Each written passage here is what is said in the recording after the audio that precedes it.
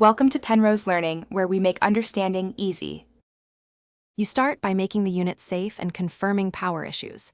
Unplug the heater and allow it to cool. You don't need obvious setup. Begin now. Inspect the cord and plug for fray, and test the outlet with another device so you know whether power is reaching the heater.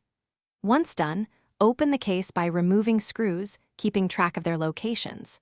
Make sure to note wiring orientation and take a clear photo. This prevents mistakes when reassembling and helps you isolate where to measure next.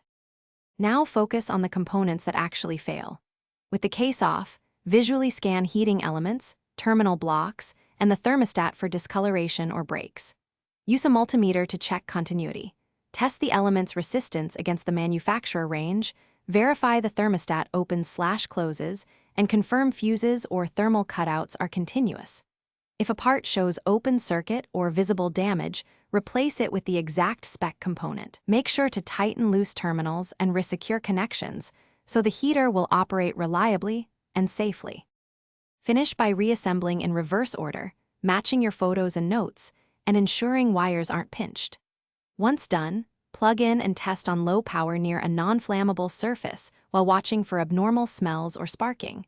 This verifies the repair without risking fire.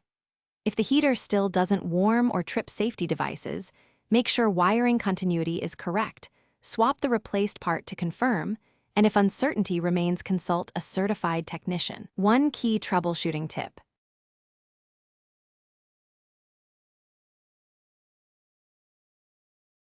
Thanks for watching. If this was helpful, leave a like and consider subscribing. See you next time.